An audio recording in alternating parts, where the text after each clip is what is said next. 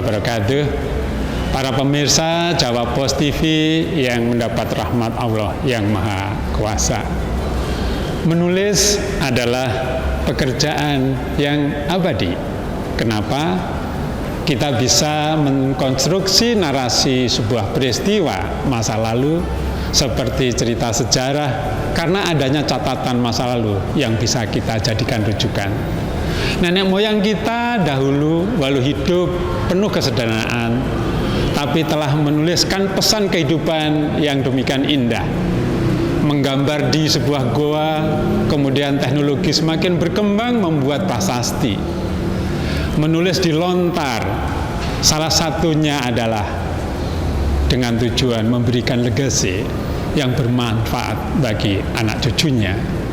Bahwa pada masa itu telah ada sebuah kehidupan peradaban yang adiluhung. Tentunya kita tidak bisa mengenal lebih mendalam jika tidak ada prasasti Mula Warman. Begitu juga kita tidak bisa mengenal kerajaan Tarumanegara jika tidak ada prasasti Tugu misalnya. Kita tidak akan pernah tahu sistem pemerintahan kerajaan Majapahit kalau kita tidak diwariskan kitab yang maha tinggi nilainya, Negara Kertagama, yang ditulis oleh Empu Prapanca. Pejuang wanita Indonesia Raden Ajeng Kartini begitu cerdasnya. Badannya boleh dipingit di Istana Kadipaten, tetapi tidak dengan gagasan, pikiran, dan visinya. Bayangkan jika seandainya Raden Ajeng Kartini tidak menulis, pasti akan menjadi seperti wanita Jawa pada umumnya. Namun tidak demikian dengan R.A. Kartini. Meski dalam umur yang singkat sekitar 25 tahun, telah menorehkan tinta emas dan ditetapkan sebagai pahlawan emansipasi wanita Indonesia. Karena apa? Karena menulis.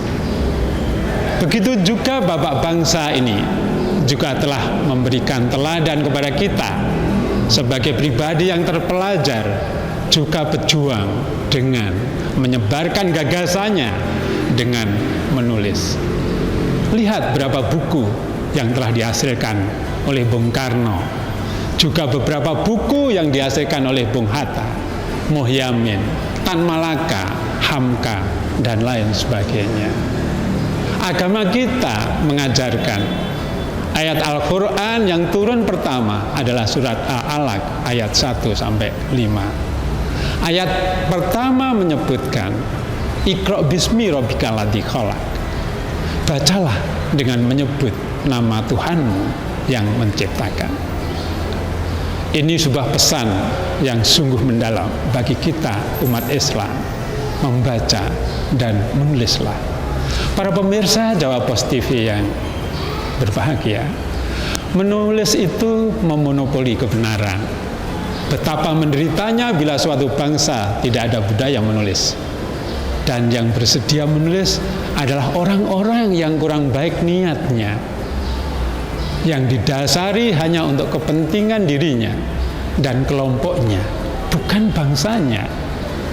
Tentu yang dirugikan adalah anak cucu kita yang akan menerima akibatnya, karena kebenaran akan dibelokkan sesuai dengan niat awalnya. Kalau Raja Samartungga dari dinasti Syailendra, karena kekuasaannya bisa membuat monumen untuk bangsa berupa Candi Borobudur. Kalau Rakai Pikatan membuat monumen untuk bangsa kita berupa Candi Prambanan. Kalau Bung Karno karena kekuasaannya bisa membangun monumen untuk bangsa ini berupa Tugu Monas. Kalau kita bukan siapa-siapa dan tidak punya kekuasaan apa-apa, pesan kita adalah menulislah. Karena tulisan itu adalah juga monumen. Toh menulis tidak perlu kekuasaan, hanya bermodalkan niat dan kemauan, tidak lebih dari itu. Dan agama kita juga telah mewajibkannya. Sekian, terima kasih. Assalamualaikum warahmatullahi wabarakatuh.